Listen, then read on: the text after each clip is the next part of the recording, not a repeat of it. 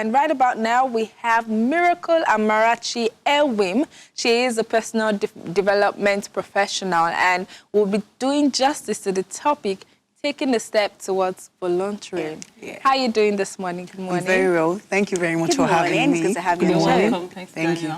What are the specific steps you should take note of before venturing into volunteering? Because a lot of people want to volunteer in certain areas and they do not even know what to do and what step to take into, venturing into that path.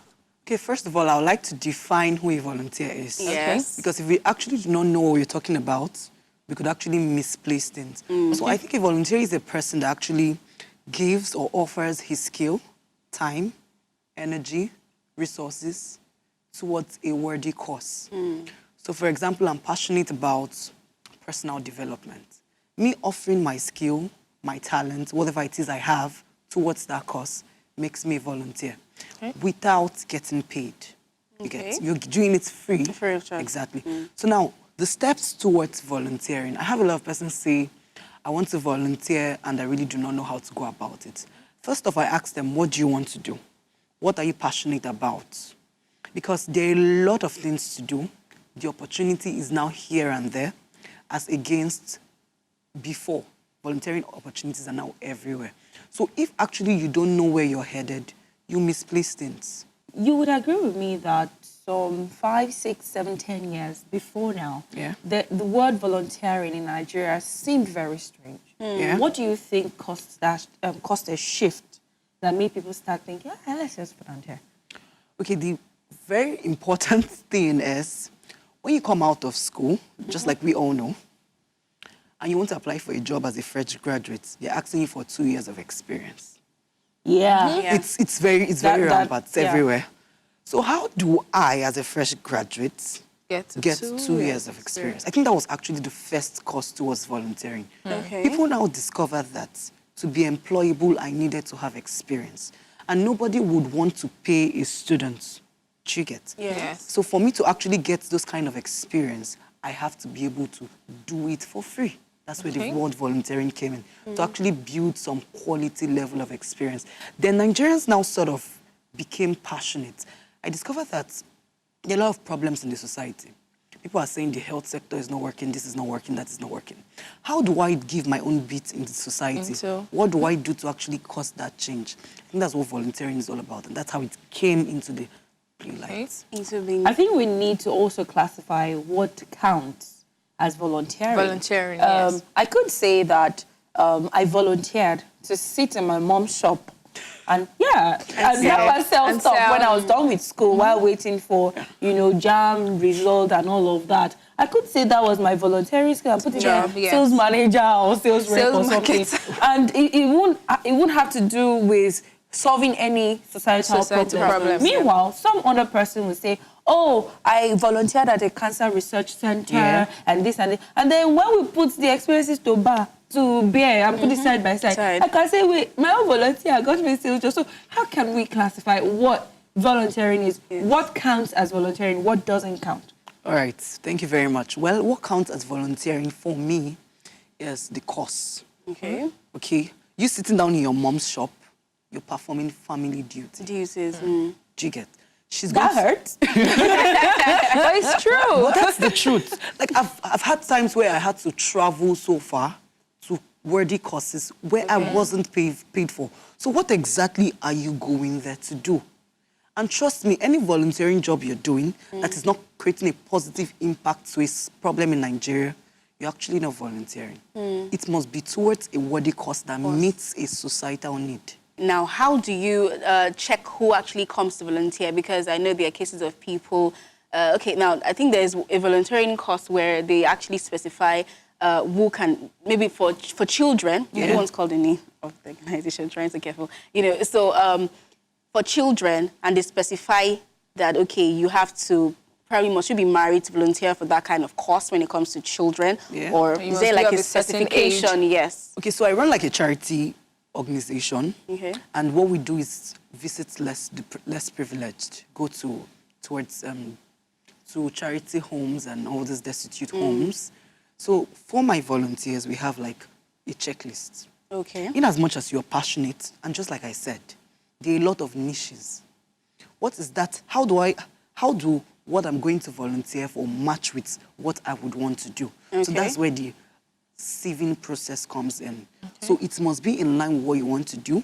For example, if you're volunteering for a health organization, you have to have a background knowledge of health. Yeah. So if you're volunteering for a tech firm, you have to have a background knowledge of tech. So what exactly you want for yourself and the skill you have in place would actually determine where you perfectly fit in.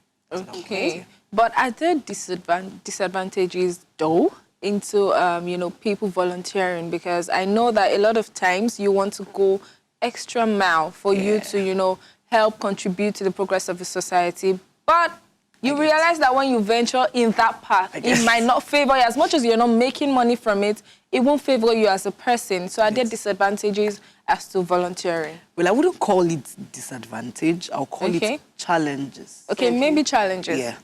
So when it comes to volunteering, there are a lot of challenges. Because most times you put your resource, your time, your energy, your hard-earned money, you do a lot of stuff. And maybe the person organizing the charity event doesn't actually see that part. There's this sense of fulfillment that comes when somebody says, thank you for doing this. But there's times in volunteering when you do all this and nobody says, thank you. It really hurts. I've been there. But then it now takes you to your why. Why exactly am I doing this? What is my motive? Because I had a bad experience today doesn't mean I'll quit. So I usually tell volunteers to look beyond the situation. See that societal impact, see that change you're trying to bet. Let it be the reason you actually do what you do. Would you advocate for a more controlled system where government policies would ensure that there is that thing, not NYSC now, there is that thing called community service? That is a function of, you bring to bear your wealth of experience as a doctor, as a nurse, you bring to bear your wealth of experience as this, as that, even as just students. to ensure that we have a better I think that is actually what we all are advocating for. Okay. Let there be a system in the government that actually supports this. Because most often than not, it's actually private sectors that do this, NGOs. If there was will I call it a community service sector in Nigeria that actually supports people actually giving out their skills just for free. Like a lot of Nigerians, I've discovered over time that Nigerians are not actually terrible people. They are actually willing to actually give out something for free. But there's no structured platform. What is the economic value of volunteering? What is the economic value? As a personal development expert, I will tell you that... Sorry, before you take that, just take this as along. What also aids funding for volunteers? Okay. Now, the economic value of volunteering is it actually helps in personal development. I usually tell people that volunteering is the cheapest way to learn. So rather than complain about me not having a job, that I'm trying to apply and stuff, there are a lot of opportunities where people volunteer for organizations and they actually got jobs there. Okay. So that's one of the economic values of volunteering. Secondly, it gives you, to me, I don't actually do it for all those stuff. I volunteer for the sense of fulfillment I get. Okay. It gives you this sense of fulfillment that, yes, I'm actually adding my own bit to the society. We all cannot be complaining, I mean. Some people must actually be taking steps. Some persons will actually be doing stuff. So it actually gives you that opportunity to actually make a change in the country. Then back to your question, the funding. Yeah, there's an aspect of volunteering we call the fundraisers. And there are courses online you can think about that. Because most of these courses, these events, in as much as it's towards the good of the society, the government doesn't actually support. So most often than not, people fund themselves. So through crowdfunding, that's one of the ways volunteers raise money. Crowdfunding, sourcing for funds from different people, seeking partnership from private organizations, because government firms really do not support things like this. That's why we're appealing that they take this thing really seriously. But there are some international grants. Volunteers and NGOs get. What happens in the, disbursement of such funds? The disbursement of such funds for international grants, you have to meet a criteria For startups, it's usually very, very difficult. But then if you've been in the game for a while, you have like a proof. It's just like you wanting to lease out your money. You must know why, to what cost you're leasing out the money. As she was talking, it just occurred to me that there are some people who would really want to volunteer. Yes. But the major concern is, how secure will I be? What guarantees my safety? Yes. How am I so sure that I won't go on a campaign one day and they will just stone me to death? Be sure of the organization you're volunteering for. Okay. In as much as the opportunity is here and there, be sure of what you're volunteering for. Does the organization have preps? Does the organization have plans to your safety? Does the organization actually have a structure? For example, if you're volunteering for delicate cases, like she said, like political advocacy and stuff, it could be very tricky. Or war-torn areas. Exactly. Maybe you're going towards the Boko Haram area to maybe secure interventions for them and stuff like that. You must be very Ready for careful. it. Please, you first. I usually tell volunteers. You first. Yeah. So if my safety is not guaranteed, I have to be safe to help another person. If I'm not safe, how do I help someone else? So we have Mr. David Ayinde. He's program coordinator for Hope Foundation, which means he does a lot of volunteering. Yes. Good morning, sir. Good morning. Good morning. Thank you for joining us this morning. My pleasure. It's my pleasure. Very quickly, why is it necessary for corporate organizations to go into volunteering? As it is, we know over time a lot of issues, a lot of situations have come about where the need for people to come put in their time, their efforts, generally their resources in order to help out. And we know at times as this is very essential, most especially with natural disasters, most especially with the environmental hazards and all of that and all of that.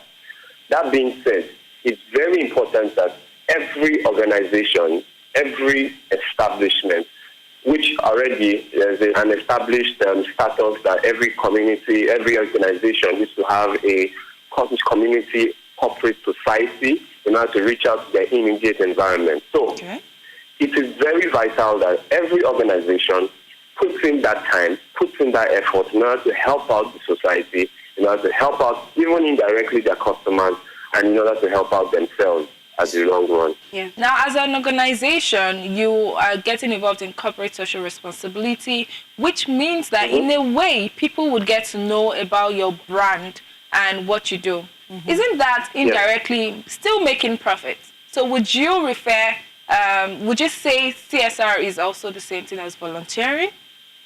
CSR is a platform in which communities, companies, for example, come in to reach out. It's essential for every organization to have this. Aside the NGOs, aside the non-profits, sometimes communities or companies, collaborate with non-profits in order to reach out. This being said, when a company engages with a non-profit or an NGO, giving them funding to reach out to the community, or they do it themselves, maybe they have the human resource department organize outreaches to the community, they're spending a lot of money in doing this. First of all, individuals are giving in their time, giving in their efforts, their resources. So I wouldn't say they're making profit. Even if they get to give out their products or services, yes, we say they're going to be well known. A lot of people will hear of them. The brand visibility will be sure, this and that. They're spending a lot. They're giving out. So I won't call that profit. Maybe we say they gain goodwill. Oh, we've done X amount of things to the community. Oh, X amount of, or X company is a good company. I think I can be emotionally attached to them or committed to buying their product. So we can't say they make profit. We're only saying, maybe we say they gain goodwill. It's the same thing as volunteering. Nobody gets paid volunteering, even if there are incentives that they give out to people to help or whatsoever. But nobody gets paid. So it's the same thing for these corporate organizations. They're not making profits. They're just giving us, yes, getting goodwill, and that's all. I might disagree with you a little bit, Mr. Ayinde. How about situations where for every corporate social responsibility that any company engages in, there is a certain level of the certain percent of tax cut that they get. And so instead of paying maybe the entire 100% of their tax tax accruable to them. They probably just pay a certain percent. amount. Is that not profit for the company? Yes, I still stand on that point that they don't make profit. Okay, for example, I studied accounting, and if I'm looking at the accounting books, there are some places where we say corporate social responsibility or community impact or something. Okay. It can be a head, a subhead that can be kept in the expenditure of the company. Okay. That is not liable to taxation because indirectly the company is spending a lot and not getting anything back. Okay. That's the first establishment. That is not indirectly or directly saying they are making profit or not, because why not? They are giving out. They've done a lot. They've spent this. They've spent that. And remember, we said it's part of policy. It's a subhead in the company's expenditure that shouldn't be taxed. I'm sure if you have an idea of a number of items that are on the company's expenditure list that cannot be taxed. Yes. Yes. So there are opportunities like that in which they can go out. First of all, they're giving out to the community. Sometimes reports are being shared. Sometimes they say we see this and we see that. So indirectly, it is a measure in which some companies, yes, they want to give out. So they go and they spend. They go and they carry on projects, community-related impacts, and all of that stuff, which will not be taxed. So it still doesn't relate it to profit. To enjoy more interesting episodes of Tea or Coffee, then like and subscribe.